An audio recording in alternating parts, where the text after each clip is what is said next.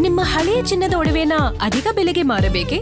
ಆಟಿಕಾಗೆ ಕಾಲ್ ಮಾಡಿ 8880 Attica gold company. Kaveri ನೀರು ಬಿಡುಗಡೆ ಆದೇಶವನ್ನು ವಿರೋಧಿಸಿ ರಾಜ್ಯಾದ್ಯಂತ ಪ್ರತಿಭಟನೆಗಳು ತೀವ್ರಗೊಂಡಿದ್ದು ಸಂಪೂರ್ಣ ಕರ್ನಾಟಕ ಬಂದ್ಗೆ ಕರೆ ನೀಡಲಾಗಿದೆ.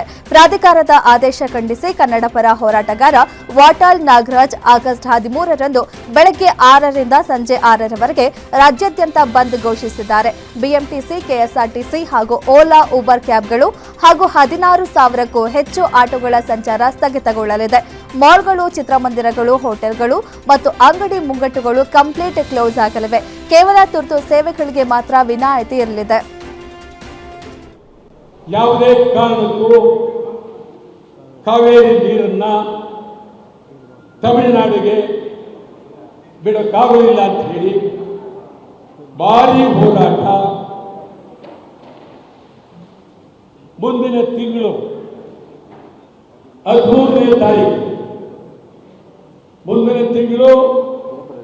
13ನೇ ತಾರೀಕು ಗುರುವಾರ, ಮುಂದಿನ ತಿಂಗಳು 13ನೇ ತಾರೀಕು ಬೆಳಗ್ಗೆ 6ರಿಂದ ಸಂಜೆ 6ರವರೆಗೆ ಅಖಂಡ ಕರ್ನಾಟಕ ಬಂದ್. ಬೆಳಗ್ಗೆ 6ರಿಂದ ಸಂಜೆ 6ರವರೆಗೆ ಅಖಂಡ ಕರ್ನಾಟಕ ಬಂದ್. ಕರ್ನಾಟಕ ರಾಜ್ಯದ ಪ್ರತಿಯೊಬ್ಬ ಕನ್ನಡಿಗರು ಕೈ ಮುಗಿದು ಕೇಳ್ತೇನೆ, ಯಾರು ಇದು ವಿರೋಧ ಮಾಡಬೇಡಿ, ನೈತಿಕ ಬೆಂಬಲ ಅಂತ ಹೇಳಬೇಡಿ. ನಾನು ಎಲ್ಲರನ್ನೂ ಅಭಿಮಾನದಿಂದ, ಪ್ರೀತಿಯಿಂದ ಕೇಳ್ತಾ ಇದ್ದೇನೆ. 13ನೇ ತಾರೀಕು ಈಗಾಗಲೇ ಚಲನಚಿತ್ರ ವಾಣಿಜ್ಯ ಮಂಡಳಿ ಸಂಪೂರ್ಣ ಬೆಂಬಲವನ್ನು ಘೋಷಿಸಿದ್ದಾರೆ. ಅಧ್ಯಕ್ಷರಾದಂಥ ಜಯಮಾಲ ಅವರು ರಾಜ್ಯ ಸರ್ಕಾರಿ ನೌಕರರು ವಿದ್ಯಾರ್ಥಿ. ಕಾವೇರಿ ನೀರು ಬಿಡುಗಡೆ ವಿರೋಧಿಸಿ ಆಗಸ್ಟ್ 13ಕ್ಕೆ ಘೋಷಿಸಲಾಗಿರುವ ಕರ್ನಾಟಕ ಬಂದ್ನ ಅವಶ್ಯಕತೆ ಇಲ್ಲ ಎಂದು ಸಿಎಂ ಡಿಕೆ ಶಿವಕುಮಾರ್ ತಿಳಿಸಿದ್ದಾರೆ. ಬಂದ್ ಮಾಡೋದ್ರಿಂದ ರಾಜ್ಯದ ಸಾಮಾನ್ಯ ಜನರಿಗೆ ಮತ್ತು ವ್ಯಾಪಾರಸ್ಥರಿಗೆ ಅನಗತ್ಯ ತೊಂದರೆ ಆಗ್ತದೆ. ಆದ್ದರಿಂದ ದಯವಿಟ್ಟು ಬಂದ್ ಕೈಬಿಡಿ ಎಂದು ಹೋರಾಟಗಾರರಲ್ಲಿ ಮನವಿ ಮಾಡಿದ್ದಾರೆ. ನಮ್ಮ ಸರ್ಕಾರವು ಕಾವೇರಿ ವಿಚಾರದಲ್ಲಿ ರಾಜ್ಯದ ಜನರ ಮತ್ತು ರೈತರ ಪರವಾಗಿಯೇ ಗಟ್ಟಿಯಾಗಿ ನಿಂತಿದೆ. ಕಾವೇರಿ ಸಮಸ್ಯೆ ಕಾನೂನು ಮತ್ತು ರಾಜತಾಂತ್ರಿಕ ಪರಿಹಾರ ಕಂಡುಕೊಳ್ಳಲು ಶೀಘ್ರದಲ್ಲೇ ಸರ್ವಪಕ್ಷಗಳ ಸಭೆ ಕರೆಯಲಿದ್ದು ಅಲ್ಲಿ ಮುಂದಿನ ಎಲ್ಲಾ ಪ್ರಮುಖ ತೀರ್ಮಾನಗಳನ್ನು ಮಾಡಲಾಗುವುದು ಎಂದು ಡಿಕೆಶಿ ಸ್ಪಷ್ಟಪಡಿಸಿದ್ದಾರೆ. ನಮ್ಮ ರೈತ ಸಂಘಟನೆಯವರು ಮಾಡ್ತಾ ಇದ್ದಾರೆ. 13ನೇ ತಾರೀಕು ಬಂದು ಕೂಡ ಅಂತ ಮಾತು ಕೂಡ ನಾನು ಕೇಳ್ತಾ ಇದ್ದೀನಿ. ನಾನು ರಿಕ್ವೆಸ್ಟ್ ಮಾಡ್ತಾ ಇದ್ದೀನಿ, ಇದೆಲ್ಲ ಅವಶ್ಯಕತೆ ಇಲ್ಲ. ನಾವೇ ನಿಮ್ಮ ಪರ ಇದೆ. ಈ ಬಂದಿಂದ ನಿಮ್ಗೆ ಯಾವ ಪರಿಹಾರ ಕೂಡ ಸಿಕ್ಕುದಿಲ್ಲ. ಈ ಬಂದ್ ಮಾಡಲಿಂದ ಈಗ ಕಾನೂನು ವ್ಯವಸ್ಥೆ ಬೇರೆ ಇದೆ, ಕೋರ್ಟ್ ಆದೇಶಗಳು ಬೇರೆ ಇದೆ. ಈ ಬಂದ್ ಮಾಡಿದ್ರೆ ಜನರಿಗೆ ಯಾವ ರೀತಿ ತೊಂದರೆ ಆಗ್ತದೆ ಅಂತ ಕೂಡ ತಾವೆಲ್ಲ ಆಲೋಚನೆಯನ್ನು ಮಾಡಬೇಕು. ದಯವಿಟ್ಟು ಇಂಥ ತೀರ್ಮಾನಗಳನ್ನು ಮಾಡಬಾರದು ಅಂತೇಳಿ ನಮ್ರತೆಯಿಂದ ಸರ್ಕಾರದ ಪರವಾಗಿ ನಾನು ಮನವಿ ಮಾಡ್ತೇನೆ. ನಾವೇ ಇದ್ದೇವೆ ಈ ರಾಜ್ಯದ ಹಿತ ರಕ್ಷಣೆ ಮಾಡಲಿಕ್ಕೆ. ಜನ ನೀವೆಲ್ಲ ಸೇರಿ ನಮಗೆ ಅಧಿಕಾರ ಕೊಟ್ಟಿದ್ದೀರಿ. ನಿಮ್ಮ ವಿರುದ್ಧ ಯಾವ ಕಾರಣಕ್ಕೂ ನಾವು ಕೆಲಸಗಳನ್ನ ಮಾಡುವುದಿಲ್ಲ. ನಮ್ಮೆಲ್ಲರೂ ಕೂಡ ನಾಯಕರುಗಳನ್ನ ವಿಶ್ವಾಸಕ್ಕೆ ತೆಗೆದುಕೊಂಡು ನಾವು ತೀರ್ಮಾನವನ್ನು ನಾವು ಮಾಡ್ತೇವೆ. ದಯವಿಟ್ಟು ಬಂದು ಇವೆಲ್ಲ ವಿಚಾರವನ್ನ ಕೈ ಬಿಡಬೇಕು ಅಂತ ಹೇಳಿ ಮನವಿ ಮಾಡ್ಕೊಳ್ತಾ ಇದ್ದೀನಿ. ನಮ್ಮ ರೈತ ಸಂಘಟನೆಯವರು ಮಾಡ್ತಾ ಇದ್ದಾರೆ. 13ನೇ ತಾರೀಕು ಬಂದು ಕೂಡ ಅಂತ ಮಾತು ಕೂಡ ನಾನು ಕೇಳ್ತಾ ಇದ್ದೀನಿ. ನಾನು ರಿಕ್ವೆಸ್ಟ್ ಮಾಡ್ತಾ ಇದ್ದೀನಿ, ಇದೆಲ್ಲ ಅವಶ್ಯಕತೆ ಇಲ್ಲ. ನಾವೇ ನಿಮ್ಮ ಪರ ಇದೆ. ಈ ಬಂದಿಂದ ನಿಮ್ಗೆ ಯಾವ ಪರಿಹಾರ ಕೂಡ ಸಿಕ್ಕುದಿಲ್ಲ. ಈ ಬಂದ್ ಮಾಡಲಿಂದ ಈಗ ಕಾನೂನು ವ್ಯವಸ್ಥೆ ಬೇರೆ ಇದೆ, ಕೋರ್ಟ್ ಆದೇಶಗಳು ಬೇರೆ ಇದೆ. ಈ ಬಂದ್ ಮಾಡಿದ್ರೆ ಜನರಿಗೆ ಯಾವ ರೀತಿ ತೊಂದರೆ ಆಗ್ತದೆ. ಮಂಡ್ಯ ಜಿಲ್ಲೆಯಲ್ಲಿ ಕೇಸರಿ ಕಾವೇರಿ ಜಲಾಗ್ನಿ ತೀವ್ರ ಸ್ವರೂಪ ಪಡೆದುಕೊಂಡಿದೆ. ಕೆಆರ್ಎಸ್ ಜಲಾಶಯಕ್ಕೆ ಮುತ್ತಿಗೆ ಹಾಕಲು ಯತ್ನಿಸಿದ ಬಿಜೆಪಿ ನಾಯಕರನ್ನ ಪೊಲೀಸರು ತಡೆದಿದ್ದಾರೆ. ಕಾವೇರಿ ನೀರು ನಿರ್ವಹಣಾ ಪ್ರಾಧಿಕಾರ ಹಾಗೂ ರಾಜ್ಯ ಸರ್ಕಾರದ ವಿರುದ್ಧ ಘೋಷಣೆ ಕೂಗಿದ ಬಿಜೆಪಿಗರು ಪ್ರಾಣ ಕೊಟ್ಟೆವು, ಕಾವೇರಿ ನೀರು ಬಿಡೆವು ಎಂದು ಆಕ್ರೋಶ ಹೊರಹಾಕಿದ್ರು. ಈ ವೇಳೆ ಪ್ರತಿಭಟನಾಕಾರರನ್ನ ನಿಯಂತ್ರಿಸಲು ಪೊಲೀಸರು ಹರಸಾಹಸ ಪಟ್ಟಿದ್ದು, ಸ್ಥಳದಲ್ಲಿ ಪೊಲೀಸರು ಮತ್ತು ಬಿಜೆಪಿ ನಾಯಕರ ನಡುವೆ ಭಾರೀ ತಳ್ಳಾಟ, ನೂಕಾಟ ನಡೆದಿದೆ. ಇನ್ನು ಕೆಆರ್ಎಸ್ ಸುತ್ತಮುತ್ತ ಬಿಗಿ ಬಂದೋಬಸ್ತ್ ಕಲ್ಪಿಸಲಾಗಿದೆ.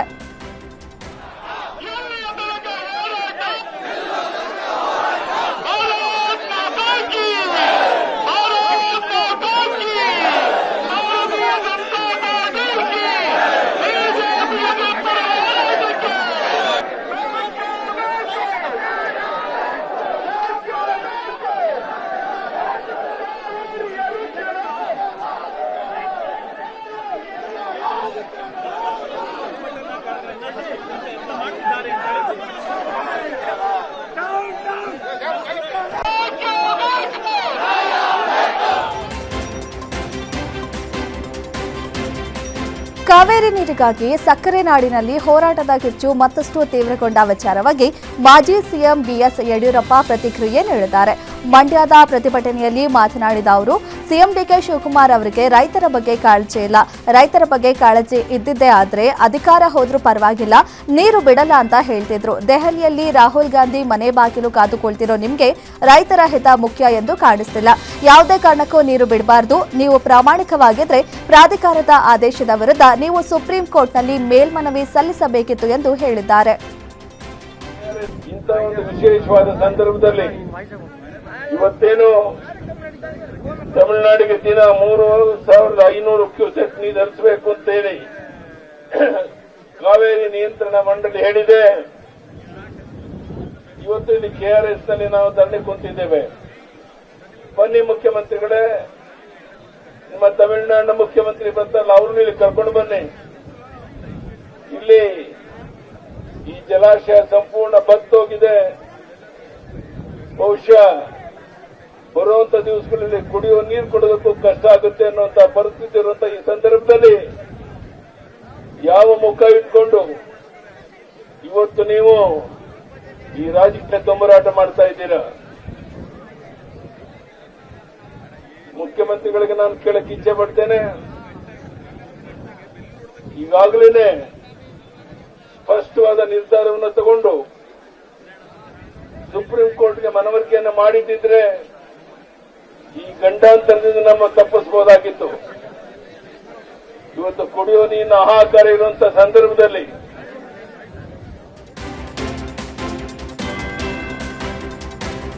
ನಮ್ಮ ರಾಜ್ಯದಲ್ಲೇ ನೀರಿನ ತೀವ್ರ ಅಭಾವ ಇರುವಾಗ ತಮಿಳುನಾಡಿಗೆ ನೀರು ಬಿಡುವಂತೆ ಆದೇಶಿಸಿರುವ ಕಾವೇರಿ ನೀರು ನಿರ್ವಹಣಾ ಪ್ರಾಧಿಕಾರದ ವಿರುದ್ಧ ಕೇಂದ್ರ ಸಚಿವ ಎಚ್.ಡಿ. ಕುಮಾರಸ್ವಾಮಿ ಅಸಮಾಧಾನ ವ್ಯಕ್ತಪಡಿಸಿದ್ದಾರೆ. ಅಧಿಕಾರಿಗಳು ಎಸಿ ರೂಮ್ನಲ್ಲಿ ಕುಳಿತು ಆದೇಶ ನೀಡುವುದನ್ನು ಬಿಟ್ಟು ಮೊದಲು ಕಾವೇರಿ ಜಲನಯನ ಪ್ರದೇಶಗಳಿಗೆ ಭೇಟಿ ನೀಡಿ ವಾಸ್ತವ ಸ್ಥಿತಿಯನ್ನ ಕರ್ನಾಟಕದ ಜಲಾಶಯಗಳಲ್ಲಿರುವ ನೀರು ಕೇವಲ ಕುಡಿಯುವ ಉದ್ದೇಶಕ್ಕೆ ಮಾತ್ರ ಸಾಕಾಗುತ್ತದೆ. ನಮ್ಮದೇ ರೈತರ ಬೆಳೆಗಳಿಗೆ ನೀರು ಕೊಡಲಾಗದ ಇಂತಹ ಕಠಿಣ ಪರಿಸ್ಥಿತಿಯಲ್ಲಿ ತಮಿಳುನಾಡಿಗೆ ನೀರು ಹರಿಸಲು ಹೇಗೆ ಸಾಧ್ಯ ಎಂದು ಎಚ್ಡಿಕೆ ಪ್ರಶ್ನೆ ಮಾಡಿದ್ದಾರೆ. ಬಿಡುವಂತ ಸರ್ಕಾರ ಸದ್ಯಕ್ಕೆ ನೀರನ್ನು ಬಿಡಬೇಕೋ ಬೇಡವೋ ಅಂತಕ್ಕಂಥ ತೀರ್ಮಾನ ಮಾಡ್ತಕ್ಕಂಥದ್ರಲ್ಲಿ ಸರ್ವ ಪಕ್ಷಗಳ ಸಭೆಯನ್ನ ಭಾನುವಾರದ ದಿನ ಕರೆದಿದ್ದಾರೆ. ಇವತ್ತು ಈ ತೀರ್ಪೇನು ಕೊಟ್ಟಿದ್ದಾರೆ, ನಾನು ಪ್ರಥಮವಾಗಿ ಈ ತೀರ್ಪಿನ ವಿಷಯದಲ್ಲಿ ಈ ಕಾವೇರಿ ನಿರ್ವಹಣಾ ಪ್ರಾಧಿಕಾರದಲ್ಲಿದ್ದಾರಲ್ಲ, Kaveri water management authority, Kaveri water regulatory authority, ಈ ಎರಡು ಸಮಿತಿಯಲ್ಲಿರ್ತಕ್ಕಂಥ ಸದಸ್ಯರುಗಳಿಗೆ ನಾನು ಒತ್ತಾಯ ಆಗ್ತಕ್ಕಂಥದ್ದು, ನೀವು ಎಸಿ ರೂಮ್ನಲ್ಲಿ ಕೂತ್ಕೊಂಡು ಡೆಲ್ಲಿಯಿಂದ ತೀರ್ಮಾನ ಕೊಡ್ತಕ್ಕಂಥದ್ದಲ್ಲ. ಇದು ಪ್ರಮುಖವಾದಂಥ ವಿಷಯ. ನನ್ನ ಮಾಧ್ಯಮ ಸ್ನೇಹಿತರ ಮುಂದೆ ಇದಕ್ಕೆ ನಾನು ಡಿಮ್ಯಾಂಡ್ ಮಾಡ್ತಾ ಇದ್ದೇನೆ, ಅವರಿಗೆ ಸಲಹೆ ಕೊಡ್ತಾ ಇದ್ದೇನೆ. ನೀವು ಎಸಿ ರೂಮಲ್ಲಿ ಕೂತ್ಕೊಂಡು ತೀರ್ಪು ಕೊಡೋದಲ್ಲ ಇದು. ನಮ್ಮ ಭಾಗದಲ್ಲಿ ಕಾವೇರಿಯ ಕ್ಯಾಚ್ಮೆಂಟ್ ಏರಿಯಾ ಏನಿದೆ ನಮ್ಮ ರಾಜ್ಯದಲ್ಲಿ ಇವತ್ತು KRS, ಹಾರಂಗಿ, ಕಬಿನಿ, ಹೇಮಾವತಿ, ಇಲ್ಲಿ ನೀರೇನು ಪ್ರಮಾಣ ಇದೆ ಮುಂದಿನ 6-7 ತಿಂಗಳಿಗೆ ತಮಿಳುನಾಡಲ್ಲಿ ಇರ್ತಕ್ಕಂಥ ಭವಾನಿ ಜಲಾಶಯ ಮತ್ತು ಮೆಟ್ಟೂರು ಜಲಾಶಯ, ಅಲ್ಲಿ ಏನ್ ನೀರಿದೆ, ಎಷ್ಟು ಪ್ರಮಾಣದ ನೀರಿದೆ ಅಲ್ಲಿ, ಇದೆಲ್ಲವನ್ನ ಸ್ಥಳಕ್ಕೆ ಹೋಗಿ ವೀಕ್ಷಣೆ ಮಾಡಿ. ತಮಿಳುನಾಡಿಗೆ ಕಾವೇರಿ ನೀರು ಹರಿಸುವ ವಿಚಾರವಾಗಿ ಇಡೀ ಕರುನಾಡು ಕೊತ ಕುದಿತಿದೆ. ಇನ್ನು ಮಂಡ್ಯ ಜಿಲ್ಲೆಯಲ್ಲಿ ಕಾವೇರಿ ಕಿಚ್ಚು ಭುಗಿಲೆದಿದೆ. ಶ್ರೀರಂಗಪಟ್ಟಣ ತಾಲೂಕಿನ KRS ಡ್ಯಾಂ ಬಳಿ ಕನ್ನಡಿಗರ ರಕ್ಷಣಾ ವೇದಿಕೆ ಕಾರ್ಯಕರ್ತರು ಬೃಹತ್ ಪ್ರತಿಭಟನೆ ನಡೆಸಿದ್ದಾರೆ. ಜಲಾಶಯದ ಮೇನ್ ಗೇಟ್ ಮುಂದೆ ಉರುಳು ಸೇವೆ ಮಾಡುವ ಮೂಲಕ ಪ್ರತಿಭಟನಾಕಾರರು ರಾಜ್ಯ ಸರ್ಕಾರದ ವಿರುದ್ಧ ಆಕ್ರೋಶ ಹೊರಹಾಕಿದ್ರು. ಇನ್ನು ಯಾವುದೇ ಕಾರಣಕ್ಕೂ ತಮಿಳುನಾಡಿಗೆ ನೀರು ಬಿಡಬಾರದು ಎಂದು ಆಗ್ರಹಿಸಿದ ಹೋರಾಟಗಾರರು ತಮಿಳುನಾಡು ಸರ್ಕಾರ, CWRC ಹಾಗೂ CWMA ಮಂಡಳಿಗಳ ವಿರುದ್ಧ ತೀವ್ರವಾಗಿ ಘೋಷಣೆ ಕೂಗಿದ್ರು. ಆಗಸ್ಟ್ 3ರಂದು ನಿಗದಿಯಾಗಿದ್ದ ತಮಿಳುನಾಡು ಸಿಎಂ ವಿಜಯ್ ಜೊತೆಗಿದ್ದ ಮಹತ್ವದ ಸಭೆಯನ್ನ ಕರ್ನಾಟಕ ಸರ್ಕಾರ ಸದ್ಯಕ್ಕೆ ಮುಂದೂಡಲಾಗಿದೆ. ಕಾವೇರಿ ವಿವಾದದ ಹಿನ್ನೆಲೆಯಲ್ಲಿ ರಾಜ್ಯದಲ್ಲಿ ಸದ್ಯದ ಪರಿಸ್ಥಿತಿ ಸರಿಯಿಲ್ಲದ ಕಾರಣ ಈ ಸಮಯದಲ್ಲಿ ತಮಿಳುನಾಡು ಸಿಎಂ ಜೊತೆ ಚರ್ಚೆ ಮಾಡುವುದು ಸೂಕ್ತವಲ್ಲ ಎಂದು ಸಿಎಂ ಡಿಕೆ ಶಿವಕುಮಾರ್ ತಿಳಿಸಿದ್ದಾರೆ. ನಾವು ಶಾಂತಿ ಪ್ರಿಯರು, ಅವರು ಬಂದಾಗ ಗೌರವ ನೀಡಬೇಕಾಗುತ್ತದೆ. ಆದರೆ ಈಗಿನ ಆಕ್ರೋಶದ ನಡುವೆ ಅವರು ಬಂದ್ರೆ ಪ್ರತಿಭಟನೆ, ವಿರೋಧ ಎದುರಿಸಬೇಕಾಗಬಹುದು. ಅದು ಸರಿಯಲ್ಲ ಎಂದು ಡಿಕೆಶಿ ಹೇಳಿದ್ದಾರೆ. ಕಾವೇರಿ ಹೋರಾಟದ ಪರಿಸ್ಥಿತಿ ತಿಳಿಯಾದ ನಂತರ ಮತ್ತೊಂದು ದಿನ ಚರ್ಚೆ ನಡೆಸುವುದಾಗಿ ತಿಳಿಸಿದ್ದಾರೆ. ತಮಿಳುನಾಡು ಮುಖ್ಯಮಂತ್ರಿಗಳು ಅವರು ಕೂಡ ಇಲ್ಲಿಗೆ ಬರಬೇಕು ಅಂತೇಳಿ ಅವರು ಇಂಗಿತ ವ್ಯಕ್ತಪಡಿಸಿ ನನಗೆ ಅವರ ಚೀಫ್ ಸೆಕ್ರೆಟರಿ ಅವರು, ನಮ್ಮ ಚೀಫ್ ಸೆಕ್ರೆಟರಿ ಅವರಿಗೆ ಪತ್ರವನ್ನು ಬರೆದಿದ್ದಾರೆ. 3ನೇ ತಾರೀಕು ಬರಲಿಕ್ಕೆ ಎಲ್ಲ ಮಾಹಿತಿಯನ್ನು ಕೂಡ ಅವರು ಕೊಟ್ಟಿದ್ದಾರೆ. ಸೊ ನನ್ನ ಹತ್ರ ಕೂಡ ಮಾತಾಡಿದ್ದಾರೆ, ನಾನು ಅವ್ರ ಹತ್ರ ಮಾತಾಡಿದ್ದೇನೆ. ಅವರ ಅಭಿಪ್ರಾಯ ಕೂಡ ಅವರ ರಾಜ್ಯದ ಹಿತ ಕಾಪಾಡಬೇಕು ಅನ್ನೋದು ಅವರ ಕರ್ತವ್ಯ ಇರ್ತದೆ. ನಮ್ಮ ಅಭಿಪ್ರಾಯ ಕೂಡ ನಾವು ನಮ್ಮ ರಾಜ್ಯದ ಹಿತವನ್ನು ಕಾಪಾಡಬೇಕು ಅಂತ ಕೂಡ ಇದೆ. ಸೌಹಾರ್ದತೆಯಿಂದ ಇದನ್ನ ಬಗೆಹರಿಸ್ಕೊಳ್ಳಕ್ ಸಾಧ್ಯನಾ ಅನ್ನೋದು ಅವರು ಚಿಂತನೆ ಮಾಡ್ತಾರೆ. ವಿಜಯ್ ಅವರು ಬರ್ತೀನಿ ಅಂತೇಳಿ ಅವರ ಟೀಮ್ ಆಫ್ ಲಿಸ್ಟೇ ಕಳಿಸ್ಕೊಟ್ಟಿದ್ದಾರೆ. 5-6 ಜನ ಮಿನಿಸ್ಟರ್ಸ್ ಬರ್ತೀವಿ ಅಂತೇಳಿ ಅವರು ಕೂಡ ಹೇಳಿದ್ದಾರೆ. ಸೊ ಅವರು ನಾವು ಫೋನಲ್ಲೂ ಕೂಡ ಈಗಾಗಲೇ ನಾನು ಹೇಳಿದ್ದೇನೆ, ಮಾತಾಡಿದ್ದೀನಿ ಅಂತ. ಸೊ ನಾನು ಈ ವಾತಾವರಣದಲ್ಲಿ ಕಾವೇರಿ ನೀರು ಬಿಡುಗಡೆ ವಿರೋಧಿಸಿ ಬಿಜೆಪಿ ಹಮ್ಮಿಕೊಂಡಿರುವ ಕೆಆರ್ಎಸ್ ಮುತ್ತಿಗೆ ಚಳವಳಿಯ ಹಿನ್ನೆಲೆಯಲ್ಲಿ ಮುನ್ನೆಚ್ಚರಿಕೆ ಕ್ರಮವಾಗಿ ಡ್ಯಾಂ ಗೇಟ್ ಬಳಿ ಕಟ್ಟುನಿಟ್ಟಿನ ಭದ್ರತೆ ಕಲ್ಪಿಸಲಾಗಿದೆ. ಅಹಿತಕರ ಘಟನೆಗಳು ನಡೆಯದಂತೆ ತಡೆಯಲು ಮಂಡ್ಯ ಜಿಲ್ಲಾ ಪೊಲೀಸ್ ವರಿಷ್ಠಾಧಿಕಾರಿ ಶೋಭಾರಾಣಿ ಅವರ ನೇತೃತ್ವದಲ್ಲಿ ಪೊಲೀಸರು ಗೇಟ್ ಬಳಿಯೇ ಬ್ಯಾರಿಕೇಡ್ಗಳನ್ನು ಅಳವಡಿಸಿದ್ದಾರೆ. ಜಿಲ್ಲೆಯಾದ್ಯಂತ ಪ್ರತಿಭಟನೆಗಳು ನಡೆಯುತ್ತಿದ್ದು, ಸಾರ್ವಜನಿಕ ಆಸ್ತಿಪಾಸ್ತಿ ರಕ್ಷಣೆ ಮತ್ತು ಕಾನೂನು ಸುವ್ಯವಸ್ಥೆ ಕಾಪಾಡಲು ಕಟ್ಟುನಿಟ್ಟಿನ ಪೊಲೀಸ್ ಕಾವಲು ಹಾಕಲಾಗಿದೆ ಎಂದು ಎಸ್ಪಿ ತಿಳಿಸಿದ್ದಾರೆ. ಕಾವೇರಿ ನೀರಿಗಾಗಿ ಕರುನಾಡಿನಲ್ಲಿ ಹೋರಾಟದ ಕಿಚ್ಚು ಮತ್ತಷ್ಟು ತೀವ್ರಗೊಂಡಿದೆ.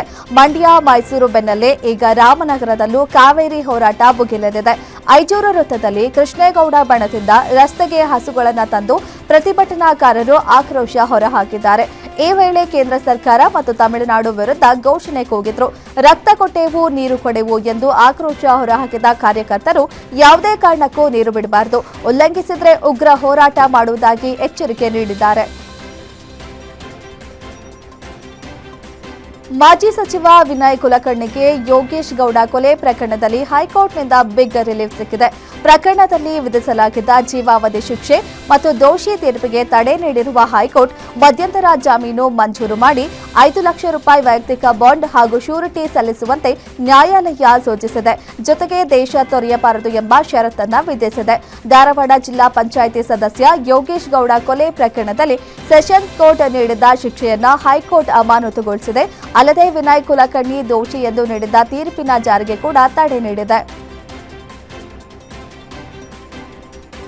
ಕಲಬುರಗಿ ಸೆಂಟ್ರಲ್ ಜೈಲಿನಿಂದ 3 ಕೈದಿಗಳು ಪರಾರಿಯಾದ ಘಟನೆಯನ್ನ ಗಂಭೀರವಾಗಿ ಪರಿಗಣಿಸಿರುವ ಜೈಲು ಇಲಾಖೆ ಡಿಜಿಪಿ ಅಲೋಕ್ ಕುಮಾರ್ ಅವರು ಜೈಲಿಗೆ ಭೇಟಿ ನೀಡಿ ಪರಿಶೀಲನೆ ನಡೆಸಿದ್ದಾರೆ. ಕರ್ತವ್ಯ ಲೋಪದ ಹಿನ್ನೆಲೆಯಲ್ಲಿ ಜೈಲಿನ ಜವಾಬ್ದಾರಿಯುತ ಅಧಿಕಾರಿಗಳು ಮತ್ತು ಸಿಬ್ಬಂದಿಯನ್ನ ತಕ್ಷಣವೇ ಅಮಾನತುಗೊಳಿಸಲಾಗಿದೆ. ಪರಾರಿಯಾಗಿದ್ದ 3ರಲ್ಲಿ 2ರನ್ನ ಈಗಾಗಲೇ ಬಂಧಿಸಲಾಗಿದ್ದು, ಮತ್ತೊಬ್ಬ ಆರೋಪಿ ಮಸ್ತಾನ್ ಪತ್ತೆಗಾಗಿ ಹುಡುಕಾಟ ನಡೆಸಲಾಗುತ್ತಿದೆ. ಜೈಲಿನ ತಂತಿ ಬೇಲಿಗಳನ್ನು ದುರಸ್ತಿಗೊಳಿಸಲು ಹಾಗೂ ಅಕ್ರಮಗಳಿಗೆ ಕಡಿವಾಣ ಹಾಕಲು ಖಡಕ್ ಸೂಚನೆ ನೀಡಲಾಗಿದೆ. ಸಿಬ್ಬಂದಿ ಕೊರತೆ ನೀಗಿಸಲು ಶೀಘ್ರದಲ್ಲೇ ನೇಮಕಾತಿ ಮಾಡಿಕೊಳ್ಳಲಾಗುವುದು ಮತ್ತು ಭದ್ರತೆ ಹೆಚ್ಚಳ ಕುರಿತು ಸರ್ಕಾರಕ್ಕೆ ವರದಿ ಸಲ್ಲಿಸಲಾಗುವುದು ಎಂದು ಡಿಜಿಪಿ ತಿಳಿಸಿದ್ದಾರೆ. ಸಂಕಷ್ಟದ ನಡುವೆಯೇ ರೈತರಿಗೆ ಕಬಿನಿ ಜಲಾಶಯದಿಂದ ಸಿಹಿ ಸುದ್ದಿ ಸಿಕ್ಕಿದೆ. ಕೇರಳದ ವಯನಾಡು ಭಾಗದಲ್ಲಿ ಸುರಿಯುತ್ತಿರುವ ಭಾರೀ ಮಳೆಯ ಪರಿಣಾಮ ಕಬಿನಿ ಜಲಾಶಯಕ್ಕೆ ನೀರಿನ ಒಳಹರಿವು ಹೆಚ್ಚಾಗಿದೆ. ಸದ್ಯ ಜಲಾಶಯಕ್ಕೆ 9,133 ಕ್ಯೂಸೆಕ್ ನೀರು ಹರಿದು ಬರ್ತಿದ್ದು, ಜಲಾಶಯದಲ್ಲಿ 16.12 ಟಿಎಂಸಿ ನೀರು ಸಂಗ್ರಹವಾಗಿದೆ. 19.52 ಟಿಎಂಸಿ ಸಾಮರ್ಥ್ಯದ ಕಬಿನಿ ಜಲಾಶಯ ಭರ್ತಿಯಾಗಲು ಇನ್ನು ಸುಮಾರು 3 ಟಿಎಂಸಿ ನೀರು ಮಾತ್ರ ಬಾಕಿ ಇದೆ. ಜಲಾಶಯದ ನೀರಿನ ಮಟ್ಟ 2,278.38 ಅಡಿಗೆ ತಲುಪಿದ್ದು, ಗರಿಷ್ಠ ಮಟ್ಟ 2,284.4 ಅಡಿಯಾಗಿದೆ. ಪ್ರಸ್ತುತ ಜಲಾಶಯದಿಂದ 500 ಕ್ಯೂಸೆಕ್ ನೀರನ್ನು ಹೊರಹರಿಸಲಾಗುತ್ತಿದೆ. ಇದರಿಂದ ನೀರಿನ ನಿರೀಕ್ಷೆಯಲ್ಲಿದ್ದ ರೈತರಲ್ಲಿ ಹೊಸ ಆಶಾಭಾವನೆ ಮೂಡಿದೆ. ಬತ್ತಿ ಹೋಗಿದ್ದ ಭೀಮಾ ನದಿಯ ಒಡಲು ಈಗ ಭರ್ತಿಯಾಗಿದೆ. ಕೇವಲ ಒಂದೇ ದಿನದಲ್ಲಿ ಭೀಮೆ ಉಕ್ಕಿ ಹರಿತಿದ್ದಾಳೆ. ಮಹಾರಾಷ್ಟ್ರ ಪಶ್ಚಿಮ ಘಟ್ಟಗಳ ಪ್ರದೇಶದಲ್ಲಿ ಸುರಿತಿರುವ ಭಾರೀ ಮಳೆಯಿಂದಾಗಿ ಗುರುಸಣ್ಣಗಿ ಬ್ಯಾರೇಜ್ನಿಂದ ಭೀಮಾ ನದಿಗೆ ಬರೋಬ್ಬರಿ 50,000 ಕ್ಯೂಸೆಕ್ ನೀರು ಬಿಡುಗಡೆ ಮಾಡಲಾಗಿದೆ. ನದಿಗೆ ಭಾರೀ ಪ್ರಮಾಣದ ನೀರು ಹರಿದು ಬಂದ ಹಿನ್ನೆಲೆ ನದಿ ತೀರದ ಪ್ರಸಿದ್ಧ ವೀರಾಂಜನೇಯ ಹಾಗೂ ಕಂಗಳೇಶ್ವರ ದೇಗುಲಗಳಿಗೆ ಜಲ ದಿಗ್ಬಂಧನ ವಿಧಿಸಿದಂತಾಗಿದೆ. ದೇಗುಲಗಳ ಸಂಪೂರ್ಣ ಮುಳುಗಡೆ ಆಗಿರೋದ್ರಿಂದ ಭಕ್ತರಿಗೆ ದರ್ಶನ ಭಾಗ್ಯ ಮರೀಚಿಕೆಯಾಗಿದ್ದು, ಜನರು ನದಿ ತೀರದ ದೂರದಿಂದಲೇ ತಾಯಿಗೆ ದರ್ಶನ ಪಡೆದು ನಮಸ್ಕರಿಸುತ್ತಿದ್ದಾರೆ. ನದಿ ತೀರದಲ್ಲಿ ಪ್ರವಾಹದ ಭೀತಿ ಎದುರಾಗಿದ್ರೂ ಬತ್ತಿದ ಭೀಮಿಗೆ ಜೀವ ಕಳೆ ಬಂದಿರುವುದು ಬೆಳೆ ಬೆಳೆಯಲು ಕಾಯ್ತಿದ್ದ ಅನ್ನದಾತರ ಮುಖದಲ್ಲಿ ಮಂದಹಾಸ ಮೂಡಿಸಿದೆ. ಮಹಾರಾಷ್ಟ್ರ ಮಳೆಯ ಎಫೆಕ್ಟ್ನಿಂದಾಗಿ ಕಲ್ಯಾಣ ಕರ್ನಾಟಕದ ಜೀವನಾಡಿಗಳಿಗೆ ಜೀವ ಕಳೆ ಬಂದಿದೆ. ಮಹಾರಾಷ್ಟ್ರದ ಉಜ್ಜಿನಿ ಜಲಾಶಯದಿಂದ ಭೀಮಾ ನದಿಗೆ ಬರೋಬ್ಬರಿ 65,000 ಕ್ಯೂಸೆಕ್ ನೀರನ್ನು ಹರಿಸಲಾಗಿದೆ. ಇನ್ನು ಕಲಬುರಗಿ ಜಿಲ್ಲೆ ಅಫಜಲಾಪುರ ತಾಲೂಕಿನ ಸೊನ್ನ ಗ್ರಾಮದ ಉಜ್ಜಿನಿ ಡ್ಯಾಂನ 2 ಗೇಟ್ಗಳ ಮೂಲಕ ನದಿಗೆ ನೀರು ಬಿಡುಗಡೆ ಮಾಡಲಾಗಿದ್ದು, ಭೀಮೆ ಹರಡಿಕೊಂಡು ಹರಿತಿದ್ದಾಳೆ. ಇತ್ತ ರಾಜ್ಯದಲ್ಲಿ ಮಳೆ ಇಲ್ಲದೆ ಭೀಮೆಯ ಒಡಲು ಸಂಪೂರ್ಣ ಬತ್ತಿ ಹೋಗಿತ್ತು. ಆದರೆ ಈಗ ಮಹಾರಾಷ್ಟ್ರದಲ್ಲಿ ಸುರಿದ ಭಾರೀ ಮಳೆಯಿಂದಾಗಿ ಭೀಮಾ ನದಿಗೆ ಹೊಸ ಕಳೆ ಬಂದಿದೆ. ಮಹಾರಾಷ್ಟ್ರದ ಪಶ್ಚಿಮ ಘಟ್ಟದಲ್ಲಿ ಮಳೆಯಾಗ್ತಿರುವ ಹಿನ್ನೆಲೆ ಕೊಯ್ನಾ ಜಲಾಶಯದಿಂದ ಕೃಷ್ಣಾ ನದಿಗೆ ನೀರು ಬಿಡುಗಡೆ ಮಾಡಲಾಗಿದೆ. 105 ಟಿಎಂಸಿ ಸಾಮರ್ಥ್ಯ ಹೊಂದಿರುವ ಕೊಯ್ನಾ ಜಲಾಶಯ 85% ಭರ್ತಿಯಾಗಿದ್ದು, ಜಲಾಶಯದಿಂದ 6,000 ಕ್ಯೂಸೆಕ್ ನೀರು ಬಿಡಲಾಗಿದೆ. ಸದ್ಯ ಕೃಷ್ಣಾ ನದಿ ಮೂಲಕ ಕರ್ನಾಟಕಕ್ಕೆ 90,000 ಕ್ಯೂಸೆಕ್ ನೀರು ಹರಿದು ಬರ್ತಿದೆ. ಬೀದರ್ ಜಿಲ್ಲೆಯ ಕಮಲಾನಗರ ತಾಲೂಕಿನ ಬಾಲೂರ ಗ್ರಾಮದ ಸರ್ಕಾರಿ ಶಾಲೆಯ ಶಿಥಿಲಗೊಂಡಿದ್ದ ಗೋಡೆ ನಿರಂತರ ಮಳೆಯಿಂದ ಕುಸಿದಿದೆ. ಶಾಲಾ ಮಕ್ಕಳು ಮನೆಗೆ ತೆರಳಿದ ಬಳಿಕ ಘಟನೆ ಸಂಭವಿಸಿದ್ದರಿಂದ ಅನಾಹುತ ತಪ್ಪಿದೆ. ಈ ಘಟನೆ ಗ್ರಾಮಸ್ಥರಲ್ಲಿ ಆತಂಕ ಮೂಡಿಸಿದ್ದು, ಶಿಥಿಲಾವಸ್ಥೆಯಲ್ಲಿರುವ ಸರ್ಕಾರಿ ಶಾಲಾ ಕಟ್ಟಡಗಳನ್ನು ತಕ್ಷಣ ಪರಿಶೀಲಿಸಿ ಅಗತ್ಯ ದುರಸ್ತಿ ಕಾಮಗಾರಿ ಕೈಗೊಳ್ಳುವಂತೆ ಜಿಲ್ಲಾಡಳಿತವನ್ನ ಗ್ರಾಮಸ್ಥರು ಒತ್ತಾಯಿಸಿದ್ದಾರೆ. ಮಂಡ್ಯ ತಾಲೂಕಿನ ಬಿಹಟ್ನ ಗ್ರಾಮದಲ್ಲಿ ಸಾಲಬಾಧೆಗೆ ರೈತ ದಂಪತಿ ಆತ್ಮಹತ್ಯೆ ಮಾಡಿಕೊಂಡಿದ್ದ ದಂಪತಿ ನಿವಾಸಕ್ಕೆ ಇಂದು ಕೇಂದ್ರ ಸಚಿವ ಎಚ್.ಡಿ. ಕುಮಾರಸ್ವಾಮಿ ಭೇಟಿ ನೀಡಿ ಕುಟುಂಬಸ್ಥರಿಗೆ ಸಾಂತ್ವನ ಹೇಳಿದರು. ಸಾಲದ ಸಮಸ್ಯೆ ಕುರಿತು ಮಾಹಿತಿ ಪಡೆದು ವೈಯಕ್ತಿಕವಾಗಿ 2 ಲಕ್ಷ ನೆರವು ನೀಡಿದರು. ಬಳಿಕ ಮಾತನಾಡಿದ ಎಚ್ಡಿಕೆ, ರಾಜ್ಯದಲ್ಲಿ ರೈತರ ಆತ್ಮಹತ್ಯೆಗಳು ಹೆಚ್ಚಾಗ್ತಿದೆ. ಸರ್ಕಾರ ತಕ್ಷಣ ರೈತರ ನೆರವಿಗೆ ಬರಬೇಕೆಂದು ಆಗ್ರಹಿಸಿದ್ದಾರೆ. ಕಾಂಗ್ರೆಸ್ ಮುಖಂಡನ ಆವಾಜ್ಗೆ ಹೆದರಿ ವ್ಯಕ್ತಿ ಆತ್ಮಹತ್ಯೆ ಮಾಡಿಕೊಂಡಿರುವ ಘಟನೆ ಕಲಬುರಗಿ ಜಿಲ್ಲೆಯ ಕಾಳಗಿ ತಾಲೂಕಿನ ರಟಕಲ್ ಗ್ರಾಮದಲ್ಲಿ ನಡೆದಿದೆ. ಕೈ ಮುಖಂಡ ಅರವಿಂದ್ ಚೌಹಾಣ್ ಅವರು ಸೇಡಂನಲ್ಲಿ ರೈಲ್ವೆ ಬ್ರಿಡ್ಜ್ ಕಾಮಗಾರಿಗೆ ಗುತ್ತಿಗೆ ಪಡೆದಿದ್ರು. ಅದೇ ಕಾಮಗಾರಿಗಾಗಿ ಕದೀರ್ ಪಾಷಾ ಅವರು ಕೂಲಿ ಕಾರ್ಮಿಕರನ್ನ ಕರೆದುಕೊಂಡು ಕೆಲಸ ಮಾಡಿಸಿದ್ರು. ಹೀಗಾಗಿ ಕೈ ಮುಖಂಡ ಅರವಿಂದ್ ಅವರ ಬಳಿ ಕದೀರ್ ಪಾಷಾ ಕೆಲಸದ ಹಣ ಕೇಳಿದ್ದಕ್ಕೆ ಆವಾಜ್ ಹಾಕಿದ್ದಾರೆ. ಇನ್ನು ಕೈ ಮುಖಂಡನ ಆವಾಜ್ಗೆ ಹೆದರಿ ಕದೀರ್ ಪಾಷಾ ನೇಣು ಬಿಗಿದುಕೊಂಡು ಆತ್ಮಹತ್ಯೆ ಮಾಡಿಕೊಂಡಿದ್ದಾರೆ. ಇದರಿಂದ ಮನನೊಂದ ಕದೀರ್ ಪಾಷಾ ಹೆಂಡತಿ ಅನಿಸಾ ಬೇಗಂ ಕೈ ಮುಖಂಡ ಅರವಿಂದ್ ಅವರ ವಿರುದ್ಧ ದೂರು ನೀಡಿದ್ದಾರೆ. ಘಟನೆ ಸಂಬಂಧ ರಟಕಲ್ ಪೊಲೀಸ್ ಠಾಣೆಯಲ್ಲಿ ಕೈ ಮುಖಂಡ ಹಾಗೂ ಅಳಿಯನ ವಿರುದ್ಧ ದೂರು ದಾಖಲಾಗಿದೆ. ಪತ್ನಿ ಮತ್ತು 7 ತಿಂಗಳ ಹೆಣ್ಣು ಮಗುವನ್ನ ಪತಿಯೇ ಸುತ್ತಿಗೆಯಿಂದ ಹೊಡೆದು ಕೊಲೆ ಮಾಡಿರುವ ಘಟನೆ ಬಳ್ಳಾರಿಯ ಅಂದ್ರಾಳೆ ಪ್ರದೇಶದಲ್ಲಿ ನಡೆದಿದೆ. ರಾಜೇಶ್ವರಿ ಮತ್ತು ಮಗು ಅಶ್ವಿನಿ ಮೃತ ದುರ್ದೈವಿಗಳು.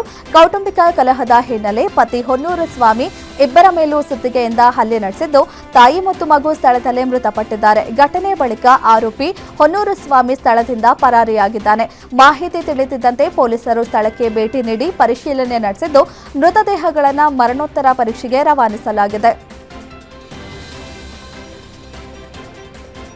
ಹಳೆ ದ್ವೇಷವನ್ನ ಮನಸ್ಸಿನಲ್ಲಿ ಇಟ್ಕೊಂಡು ಯುವಕನೊಬ್ಬನನ್ನ ಬರ್ಬರವಾಗಿ ಕೊಲೆ ಮಾಡಿರುವ ಘಟನೆ ಚಿಕ್ಕಬಳ್ಳಾಪುರ ಜಿಲ್ಲೆಯಲ್ಲಿ ನಡೆದಿದೆ. ನಗರದ ಶಾಂತಿನಗರದ ನಿವಾಸಿ 27 ವರ್ಷದ ಅಬೀಬ್ ಕೊಲೆಯಾದ ದುರ್ದೈವಿ. ತಡರಾತ್ರಿ ಹೊಂಚು ಹಾಕಿ ಕುಳಿತಿದ್ದ ದುಷ್ಕರ್ಮಿಗಳು ಈ ಕೃತ್ಯ ಎಸಗಿದ್ದಾರೆ. ಅಬೀಬ್ ನಡೆದುಕೊಂಡು ಹೋಗ್ತಿದ್ದಾಗ ಹಿಂದಿನಿಂದ ಬಂದ ಆರೋಪಿಗಳು ಏಕಾಏಕಿ ತಲೆಗೆ ಕಲ್ಲು ಎತ್ತಿ ಹಾಕಿ ಕೊಲೆಗೈದು ಎಸ್ಕೇಪ್ ಆಗಿದ್ದಾರೆ. ಸ್ಥಳಕ್ಕೆ ನಗರ ಪೊಲೀಸರು ಭೇಟಿ ನೀಡಿ ಪರಿಶೀಲನೆ ನಡೆಸಿದ್ದಾರೆ. ಬಾಗಲಕೋಟೆ ಜಿಲ್ಲೆಯ ಗದ್ದನಕೆರೆ ತಾಂಡದಲ್ಲಿ ದುರ್ಗಾದೇವಿ ದೇವಸ್ಥಾನದ ಆಸ್ತಿ ಮತ್ತು ಲೆಕ್ಕದ ಬಗ್ಗೆ ಪ್ರಶ್ನೆ ಮಾಡಿದ್ದಕ್ಕೆ ಹಲ್ಲೆ ನಡೆಸಲಾಗಿದೆ ಎಂಬ ಆರೋಪ ಕೇಳಿಬಂದಿದೆ. ಕೊಡಲಿ ಮತ್ತು ಕಟ್ಟಿಗೆಯಿಂದ 4 ಸೇರಿ ಹಲವರ ಮೇಲೆ ಹಲ್ಲೆ ನಡೆದಿದ್ದು, ಗಾಯಾಳುಗಳು ಮೊದಲು ಎಸ್ಪಿ ಕಚೇರಿಗೆ ತೆರಳಿ ಬಳಿಕ ಜಿಲ್ಲಾಸ್ಪತ್ರೆಗೆ ದಾಖಲಾಗಿ ಚಿಕಿತ್ಸೆ ಪಡೆದಿದ್ದಾರೆ. ಈ ಪ್ರಕರಣದಲ್ಲಿ ಜಿಲ್ಲಾ ಪಂಚಾಯತ್ ಮಾಜಿ ಸದಸ್ಯ ಹೂವಪ್ಪ ರಾಥೋಡ್ ಹಾಗೂ ರತ್ನಪ್ಪ ರಾಥೋಡ್ ಬೆಂಬಲಿಗರ ವಿರುದ್ಧ ಆರೋಪ ಕೇಳಿಬಂದಿದ್ದು, ಬಾಗಲಕೋಟೆ ಗ್ರಾಮೀಣ ಪೊಲೀಸ್ ಠಾಣೆ ವ್ಯಾಪ್ತಿಯಲ್ಲಿ ಪ್ರಕರಣ ನಡೆದಿದೆ.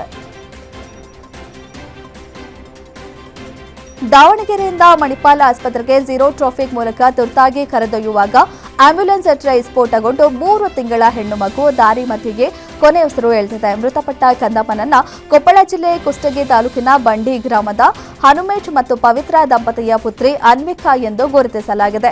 ಶ್ವಾಸಕೋಶದ ಸೋಂಕಿನಿಂದ ಬಳಲುತ್ತಿದ್ದ ಮಗುವಿಗೆ ದಾವಣಗೆರೆಯ ಬಾಪೂಜಿ ಆಸ್ಪತ್ರೆಯಲ್ಲಿ ಚಿಕಿತ್ಸೆ ನೀಡಲಾಗುತ್ತಿತ್ತು. ಸ್ಥಿತಿ ಗಂಭೀರವಾದ ಹಿನ್ನೆಲೆಯಲ್ಲಿ ವೈದ್ಯರು ಮಣಿಪಾಲ್ ಆಸ್ಪತ್ರೆಗೆ ದಾಖಲಿಸಲು ಸೂಚಿಸಿದರು. ಪ್ರಾಣ ಉಳಿಸಲು ದಾವಣಗೆರೆ ಪೊಲೀಸರು ತಕ್ಷಣವೇ ಸ್ಪಂದಿಸಿ ಸುಗಮ ಸಂಚಾರಕ್ಕೆ ವಿಶೇಷ ಬಂದೋಬಸ್ತ್ ಕಲ್ಪಿಸಿದ್ರು. ಆದರೆ ದುರಾದೃಷ್ಟವಶಾತ್ ಟೈರ್ ಪಂಚರ್ ಆದ ಕಾರಣ ನಿಗದಿತ ಸಮಯಕ್ಕೆ ಆಸ್ಪತ್ರೆ ತಲುಪಲಾಗದೆ ಪೋಷಕರು ಮತ್ತು ಪೊಲೀಸರ ಪ್ರಯತ್ನ ವಿಫಲವಾಗಿದೆ. ತುಮಕೂರು ಜಿಲ್ಲೆ ಚಿಕ್ಕನಾಯಕನಹಳ್ಳಿ ತಾಲೂಕಿನ ಅಶ್ರಿಹಾಳ್ ಗ್ರಾಮದಲ್ಲಿ ಅರೆಬೆಂದ ಸ್ಥಿತಿಯಲ್ಲಿ ಮಹಿಳೆಯ ಶವ ಪತ್ತೆಯಾಗಿದೆ. ಗ್ರಾಮದ ಶಿವಕುಮಾರ್ ಅವರಿಗೆ ಸೇರಿದ ತೋಟದ ಮನೆ ಬಳಿ ಅರೆಬೆಂದ ಮಹಿಳೆ ಶವ ಪತ್ತೆಯಾಗಿದ್ದು, ಗ್ರಾಮಸ್ಥರಲ್ಲಿ ಆತಂಕದ ವಾತಾವರಣ ನಿರ್ಮಾಣವಾಗಿದೆ. ಇನ್ನು ಘಟನಾ ಸ್ಥಳಕ್ಕೆ ಚಿಕ್ಕನಾಯಕನಹಳ್ಳಿ ಪೊಲೀಸರು ಭೇಟಿ ನೀಡಿ ಪರಿಶೀಲನೆ ನಡೆಸಿದ್ದಾರೆ. ಬಾಗಲಕೋಟೆ ಜಿಲ್ಲೆ ಜಮಖಂಡಿ ತಾಲೂಕಿನ ಚಿಕ್ಕಪಡಸಲಗಿ ಬಳಿ ಭೀಕರ ಅಪಘಾತಕ್ಕೆ ಬೈಕ್ ಸವಾರ ಮೃತಪಟ್ಟಿದ್ದಾನೆ. ಪೆಟ್ರೋಲ್ ಟ್ಯಾಂಕರ್ ಮತ್ತು ಬೈಕ್ ನಡುವೆ ಮುಖಾಮುಖಿ ಡಿಕ್ಕಿಯಾಗಿ ಬೈಕ್ ಸವಾರ ಬಲಗೈ ಹಾಗೂ ಬಲಗಾಲು ಕಟ್ಟಾಗಿ ಸ್ಥಳದಲ್ಲೇ ಮೃತಪಟ್ಟಿದ್ದಾನೆ. ಬ್ಯಾಂಕ್ ಉದ್ಯೋಗಿಯಾಗಿದ್ದ ಯುವಕ ಬ್ಯಾಂಕ್ಗೆ ತೆರಳುತ್ತಿದ್ದ ವೇಳೆ ಅಪಘಾತ ಸಂಭವಿಸಿ 29 ವರ್ಷದ ನಿತಿನ್ ಚಂಕೇರಿ ಮೃತಪಟ್ಟಿದ್ದು, ಅಪಘಾತದ ತೀವ್ರತೆಗೆ ಪಕ್ಕದಲ್ಲಿದ್ದ ಜಮೀನಿಗೆ ಕಟ್ಟದ ಕೈ ಬಿದ್ದಿದೆ. ಇನ್ನು ಸ್ಥಳಕ್ಕೆ ಜಮಖಂಡಿ ಪೊಲೀಸರು ಭೇಟಿ ನೀಡಿ ಪರಿಶೀಲನೆಯನ್ನ ನಡೆಸಿದ್ದಾರೆ. ರಸ್ತೆ ದಾಟಿದ ಯುವಕನಿಗೆ ಲಾರಿ ಡಿಕ್ಕಿಯಾಗಿ ಸ್ಥಳದಲ್ಲೇ ಮೃತಪಟ್ಟಿರುವ ಘಟನೆ ಬೆಳಗಾವಿ ಜಿಲ್ಲೆಯ ಕಿತ್ತೂರು ಪಟ್ಟಣದಲ್ಲಿ ನಡೆದಿದೆ. ಬಸ್ನಿಂದ ಇಳಿದು ರಸ್ತೆ ದಾಟುತ್ತಿದ್ದ ವೇಳೆ ಲಾರಿಯೊಂದು ವೇಗವಾಗಿ ಯುವಕನಿಗೆ ಡಿಕ್ಕಿ ಹೊಡೆದಿದೆ. ರಭಸವಾಗಿ ಲಾರಿ ಡಿಕ್ಕಿಯಾದ ಪರಿಣಾಮ ಕಲಬಾವಿ ಗ್ರಾಮದ ನಿವಾಸಿ ಶ್ರವಣಕುಮಾರ್ ಸ್ಥಳದಲ್ಲೇ ಮೃತಪಟ್ಟಿದ್ದಾನೆ. ಇನ್ನು ಘಟನಾ ಸ್ಥಳಕ್ಕೆ ಪೊಲೀಸರು ಭೇಟಿ ನೀಡಿ ಪರಿಶೀಲನೆ ನಡೆಸಿದ್ದಾರೆ. ಘಟನೆ ಸಂಬಂಧ ಕಿತ್ತೂರು ಪೊಲೀಸ್ ಠಾಣೆಯಲ್ಲಿ ಪ್ರಕರಣ ದಾಖಲಾಗಿದೆ. ಬೈಕ್ಗೆ ಸಾರಿಗೆ ಬಸ್ ಡಿಕ್ಕಿಯಾಗಿ ಬಸ್ನಡಿ ಸಿಲುಕಿ ಬೈಕ್ ಸವಾರ ಮೃತಪಟ್ಟಿರುವ ಘಟನೆ ರಾಯಚೂರು ನಗರದ ಗಾಂಧಿ ಚೌಕ ಬಳಿ ನಡೆದಿದೆ. ನಿನ್ನೆ ಸಂಜೆ ಚಂದ್ರಮೌನೇಶ್ವರ ವೃತ್ತದಿಂದ ಬಸ್ ನಿಲ್ದಾಣಕ್ಕೆ ಸಾರಿಗೆ ಬಸ್ ಹೊರಟಿದ್ದು, ಇದೇ ವೇಳೆ ಆಗಮಿಸಿದ ಬೈಕ್ಗೆ ಬಸ್ ಡಿಕ್ಕಿಯಾಗಿದೆ. ಅಪಘಾತದಲ್ಲಿ ಬಸ್ನಡಿ ಸಿಲುಕಿ ಗಂಭೀರ ಗಾಯಗೊಂಡಿದ್ದ ಯಾಸಿನ್ ಅವರನ್ನ ರಾಯಚೂರಿನ ಒಪೆಕ್ ಆಸ್ಪತ್ರೆಯಲ್ಲಿ ಚಿಕಿತ್ಸೆ ಕೊಡಿಸಲಾಗುತ್ತಿತ್ತು. ಇಂದು ಚಿಕಿತ್ಸೆ ಫಲಿಸದೆ ಯಾಸಿನ್ ಮೃತಪಟ್ಟಿದ್ದಾರೆ. ಘಟನೆ ಸಂಬಂಧ ರಾಯಚೂರು ನಗರ ಟ್ರಾಫಿಕ್ ಠಾಣೆಯಲ್ಲಿ ಪ್ರಕರಣ ದಾಖಲಾಗಿದೆ.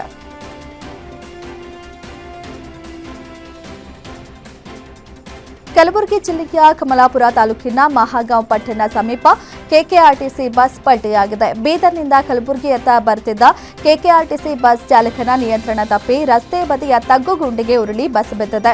ಬಸ್ ಪಲ್ಟಿಯಾದ ಪರಿಣಾಮ ಚಾಲಕ, ನಿರ್ವಾಹಕ ಸೇರಿ 5 ಸಣ್ಣ ಪುಟ್ಟ ಗಾಯಗಳಾಗಿವೆ. ಅವಘಡ ಸಂಭವಿಸಿದ ವೇಳೆ ಬಸ್ನಲ್ಲಿ ಕೇವಲ 5 ಪ್ರಯಾಣಿಕರಷ್ಟೇ ಇದ್ದ ಕಾರಣ ಭಾರೀ ಅನಾಹುತ ತಪ್ಪಿದೆ. ಗಾಯಾಳುಗಳಿಗೆ ಚಿಕಿತ್ಸೆ ನೀಡಲಾಗಿದ್ದು, ಘಟನೆ ಕುರಿತು ಮಹಗಾಂವ್ ಪೊಲೀಸ್ ಠಾಣಾ ವ್ಯಾಪ್ತಿಯಲ್ಲಿ ಪ್ರಕರಣ ದಾಖಲಾಗಿದೆ. ರೈತನ ದನದ ಶೆಡ್ಗೆ ಆಕಸ್ಮಿಕ ಬೆಂಕಿ ತಗುಲಿ ಎಮ್ಮೆ ಹಾಗೂ ಕರು ಸುಟ್ಟು ಭಸ್ಮವಾಗಿರುವ ಘಟನೆ ಬಾಗಲಕೋಟೆಯ ಇಳಕಲ್ ಬಳಿ ನಡೆದಿದೆ. ಈರಪ್ಪ ಹುಲಗೇರಿ ಎಂಬುವರಿಗೆ ಸೇರಿದ ಶೆಡ್ಗೆ ಬೆಂಕಿ ತಗುಲಿದ್ದು 1 ಕರು ಹಾಗೂ 1 ಎಮ್ಮೆ ಸುಟ್ಟು ಕರಕಲಾಗಿದೆ. ಅಲ್ಲದೆ ಪಕ್ಕದಲ್ಲಿದ್ದ ಎಮ್ಮೆ ಎತ್ತುಗಳಿಗೂ ಸಣ್ಣ ಪುಟ್ಟ ಗಾಯಗಳಾಗಿದ್ದು, ಅದೃಷ್ಟವಶಾತ್ ಮೂಕ ಪ್ರಾಣಿಗಳು ಪ್ರಾಣಾಪಾಯದಿಂದ ಪಾರಾಗಿವೆ. ಇನ್ನು ಘಟನಾ ಸ್ಥಳಕ್ಕೆ ಪಶು ಅಧಿಕಾರಿಗಳು ಭೇಟಿ ನೀಡಿ ಪರಿಶೀಲನೆ ನಡೆಸಿ ಸೂಕ್ತ ಪರಿಹಾರ ನೀಡುವುದಾಗಿ ಭರವಸೆ ನೀಡಿದ್ದಾರೆ. ರಾಹುಲ್ ಗಾಂಧಿ ಡ್ರಗ್ ಅಡಿಕ್ಟ್ ಎಂದಿದ್ದ ಶಾಸಕ ಯಶ್ಪಾಲ್ ಆನಂದ ಸುವರ್ಣ ವಿರುದ್ಧ ದೊಡ್ಡಬಳ್ಳಾಪುರ ನಗರದಲ್ಲಿ ಕಾಂಗ್ರೆಸ್ ಕಾರ್ಯಕರ್ತರು ಪ್ರತಿಭಟನೆ ನಡೆಸಿದ್ದಾರೆ. ಕೆಪಿಸಿಸಿ ಸದಸ್ಯ ಲಕ್ಷ್ಮೀಪತಿ ಮತ್ತು ಯೋಜನಾ ಪ್ರಾಧಿಕಾರ ಅಧ್ಯಕ್ಷ ಚುಂಚೇಗೌಡ ನೇತೃತ್ವದಲ್ಲಿ ದೊಡ್ಡಬಳ್ಳಾಪುರ ನಗರ ಪೊಲೀಸ್ ಠಾಣೆ ಮುಂದೆ ಪ್ರತಿಭಟನೆ ನಡೆಸಿ ಶಾಸಕ ಯಶ್ಪಾಲ್ ಆನಂದ್ ಅವರನ್ನು ಬಂಧಿಸುವಂತೆ ಒತ್ತಾಯಿಸಿದ್ದಾರೆ.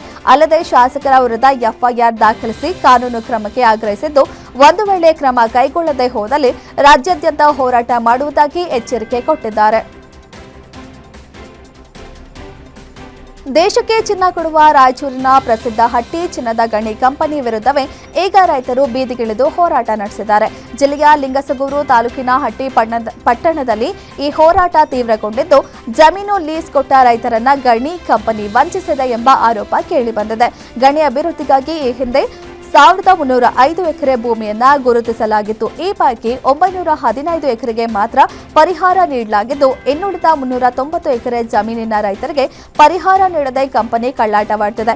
ಇತ್ತ ಭೂಮಿಯನ್ನ ಸ್ವಾಧೀನಪಡಿಸಿಕೊಳ್ಳದ ಸರ್ಕಾರ ರೈತರ ಗಮನಕ್ಕೆ ಬಾರದಂತೆ 390 ಎಕರೆ ಜಮೀನಿನ ಆರ್ಟಿಸಿ ಮತ್ತು ಇಸಿ ದಾಖಲೆಗಳಲ್ಲಿ ಹಟ್ಟಿ ಚಿನ್ನದ ಗಣಿ ಕಂಪನಿಯ ಹೆಸರನ್ನ ನಮೂದು ಮಾಡಿಕೊಂಡಿದೆ. ಇನ್ನು ಇದರಿಂದಾಗಿ ರೈತನಿಗೆ ಲೋನ್ ಸಿಗ್ತಿಲ್ಲ, ಬೆಳೆ ಸಾಲವಾಗಲಿ ಬೆಳೆ ಪರಿಹಾರವಾಗಲಿ ಸಿಗದೆ ಜಮೀನು ಮಾರಾಟ ಮಾಡಲು ಆಗದೆ ಕಂಗಾಲಾಗಿದ್ದಾರೆ. ತಕ್ಷಣ ದಾಖಲೆಗಳಿಂದ ಕಂಪನಿ ಹೆಸರು ತೆಗೆಯುವಂತೆ ರೈತರು ಪಟ್ಟು ಹಿಡಿದು ಆಕ್ರೋಶ ಹೊರಹಾಕಿದ್ದಾರೆ.